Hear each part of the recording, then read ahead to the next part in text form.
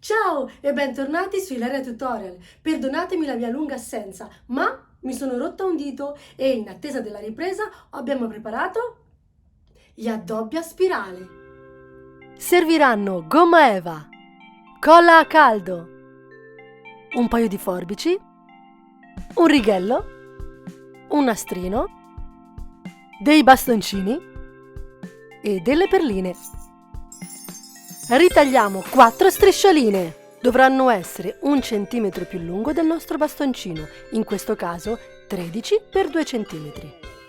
Mettiamo la colla solo sul bordo esterno e attacchiamo la strisciolina dell'altro colore. Allarghiamo e diamo forma. Prima un colore, poi l'altro. Stessa cosa con le altre 2 strisce.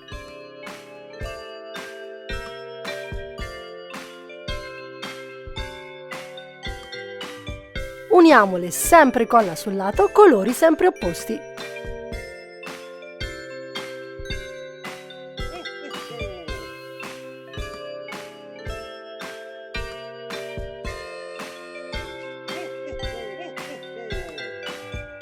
Stessa cosa dall'altra parte.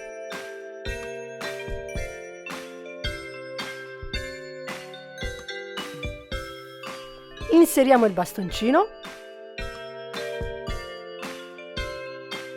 lasciando una piccola parte esterna. Incolliamo,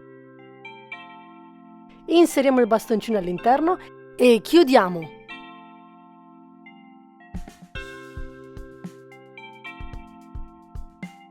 Stondiamo la parte in alto usando le forbici.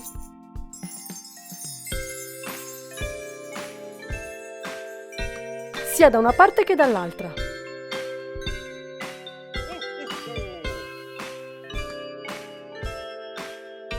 Facciamo uscire un pezzetto di bastoncino e ruotiamo il tutto.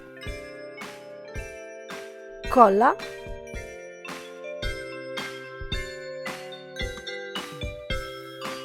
Giriamo ancora un po' e ci siamo quasi. Piccolo pezzetto di filo e una strisciolina lunga 4 cm x 1. Colla, filo e andiamo a ricoprire il bastoncino che è rimasto scoperto.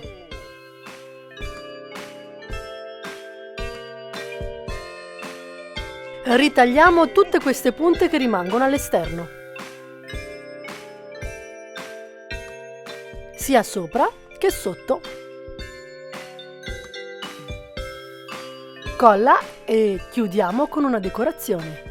Il nostro addobbo a spirale è finito, ne possiamo fare di tanti colori!